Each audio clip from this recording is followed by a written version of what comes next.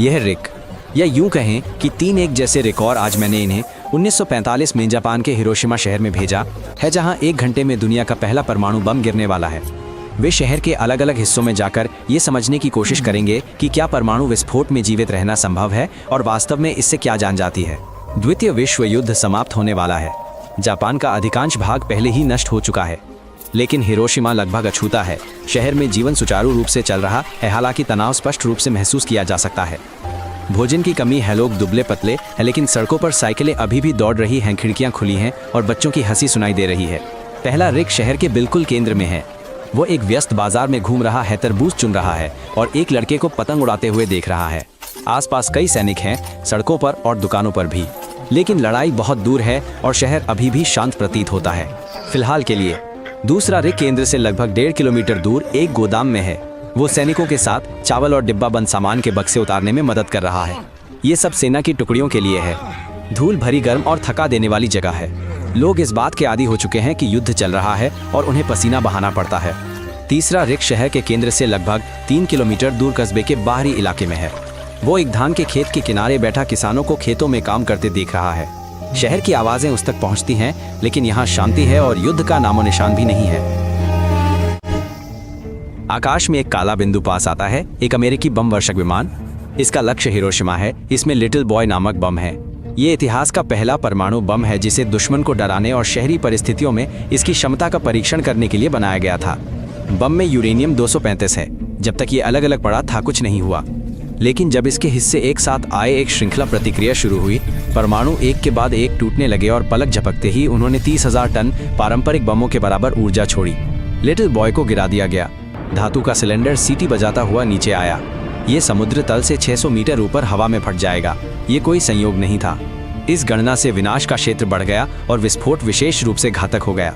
चमक से सब कुछ अंधा हो गया, यहाँ तक कि जो लोग दूसरी तरफ मुड़ गए उन्हें भी सफेद रोशनी दिखाई दी। केंद्र का तापमान 4000 डिग्री था। ये धातु त्वचा और हड्डियों को वाष्पीकृत करने के लिए पर्याप्त था। ये स्टील के गलनांक से भी अधिक था। पहला रिक खुद को सीधे विस्फोट के नीचे पाता है। उसका शरीर पल भर में भाप बनकर उड़ गया। डामर पर उसकी एक धुंधली सी परछाई रह गई, एक साफ झुलसी हुई छाया। ये कोई काल्पनिक कहानी नहीं है। भाप बनकर उड़े लोगों ने सचमुच एक निशान छोड़ा है जो गर्मी से धधक गया है। आसपास कुछ भी नहीं बचा, सब कुछ गायब हो गया है। विस्फोट की लहर 1000 किलोमीटर प्रति घंटे की रफ्तार से आगे बढ़ती है। ये घरों को तबाह कर देती है, दीवारों को गिरा देती है और छतों को उड़ा देती है। 3 किलोमीटर के दायरे में सिर्फ धूल और मलबा बचा है। हवा एक हथियार बन जाती है। दूसरा रिक इस लहर की चपेट में आ जाता है। वो गिरता है और लकड़ी के लट्ठे उसकी छाती में जा लगते हैं। रिक बुरी तरह जल चुका है और मुश्किल से सांस ले पा रहा है। चीखें और आग उसे घेर लेती हैं और वो वहीं बेहोश हो जाता है, फिर कभी नहीं उठता।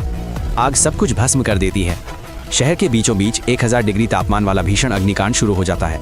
हवा एक विशाल फनल की तरह विस्फोट के केंद्र की ओर खींची चली जाती है। तहखानों में भी पर्याप्त ऑक्सीजन नहीं है। लोग खड़े खड़े मर जाते हैं। पहाड़ी पर खड़े तीसरे रिक को एक तेज रोशनी दिखाई देती है और वो तुरंत अपनी आंखें बंद कर लेता है। 3 किलोमीटर दूर से भी वह रोशनी इतनी चकाचौंध भरी थी मानो बिना चश्मे के सूरज की रोशनी। एक पल बाद उसे एक गड़गड़ाहट सुनाई देती है और उसके पैरों तले जमीन हिल जाती है। हवा उसके चेहरे से टकराती है मानो कोई ट्रेन गुजरी हो और रिक जमीन पर गिर पड़ता है। उसे समझ नहीं आता कि क्या हुआ है, लेकिन उसे महसूस होता है कि कुछ बहुत शक्तिशाली घटित हुआ है। फिर शहर के ऊपर एक मशरूम के आकार का बादल उठता है। सफेद चिकना, इतना सुंदर कि कोई कह सकता है। रिक खुद को संभालता है और शहर की ओर चल पड़ता है, बस ये समझने के लिए कि आखिर हुआ क्या है।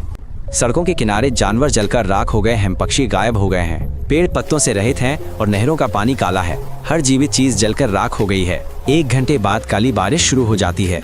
ये धूल नहीं बल्कि रेडियोधर्मी विकिरण है, कालिक आयोडीन स्ट्रोंटियम। ये त्वचा को गला देता है, फेफड़ों में घुस जाता है और धीरे धीरे जान ले लेता है। इस समय थर्ड रिक को विकिरण की भारी खुराक मिल रही है। वो शहर में प्रवेश करता है। सड़कें मलबे से भरी पड़ी हैं और एक भी कार नहीं है, एक भी एम्बुलेंस नहीं है। अस्पताल नष्ट हो गए हैं और पुल ढह गए हैं। हर जगह लाशें और ऐसी आवाजें हैं जिन्हें वो कभी नहीं भूल पाएगा। रिक राख में से चलते चलते गिर पड़ता है।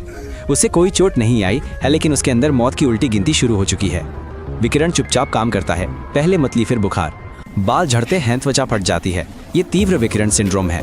जो लोग जले नहीं हैं वे भी बर्बाद हो चुके हैं। कुछ दिनों या हफ्तों में उनकी मृत्यु हो जाएगी। हिरोशिमा तबाह हो चुका है। लगभग 80% इमारतें नष्ट हो चुकी हैं। शुरुआती घंटों में ही 70,000 से ज़्यादा लोग मारे जाते हैं, जिनमें लगभग सभी डॉक्टर भी शामिल हैं। जो बचे हैं वे मदद नहीं कर सकते और उन्हें ये भी नहीं पता कि कैसे करें। पहला रिक पल भर में गायब हो गया, दूसरा जलकर जल्दी मर गया, तीसरा अभी भी संघर्ष कर रहा है। एक जर्जर खलिहान में छिपा हुआ है, नाले से पानी पी रहा है, मिले हुए चावल खा रहा है। लेकिन काली बारिश अपना कहर बरपा चुकी है।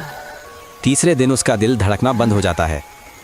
तीसरा रिक आखिरी बार अपना सिर उठाता है। आसमान साफ हो चुका है, लेकिन वही मशरूम जैसा बादल उसकी आंखों के सामने फिर से आ जाता है। सब कुछ सोच समझकर और सटीकता से अंजाम दिया गया था। हवा में विस्फोट, मौसम का चुनाव, ऊंचाई, ये सब एक कारण से किया गया था। ये एक प्रयोग था बस, इस बार रेगिस्तान में नहीं बल्कि एक ऐसे शहर में जहां लोग रहते थे। पूरा शहर एक परीक्षण स्थल बन गया। बचे हुए लोग सालों तक कष्ट झेलते रहे। कुछ को ट्यूमर हो गए, कुछ की आंखों की रोशनी चली गई। कई बच्चे विकलांग पैदा हुए और दशकों बाद भी इसके प्रभाव खत्म नहीं हुए हैं। 3 दिन बाद दूसरा बम जापान के एक और शहर नागासाकी पर गिराया जाता है और जापान जल्द ही आत्मसमर्पण कर देता है। युद्ध समाप्त हो जाता है, लेकिन मानवता बदल जाती है।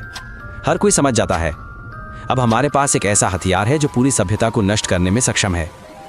दुनिया परमाणु युग में प्रवेश कर रही है। हथियारों की होड़ शुरू हो जाती है। अमेरिका, सोवियत संघ, ब्रिटेन, चीन, हर कोई अपना बम चाहता है। साइलों पनडुब्बियां और मिसाइलें बनाई जा रही हैं। हिरोशिमा एक ऐसा शब्द बन जाता है जिसे सुनकर रोंगटे खड़े हो जाते हैं। हमारा प्रयोग समाप्त हो गया है और पहली बार 3 रिक एक साथ मारे गए हैं। सब्सक्राइब करें उनके लिए, ये आसान नहीं था।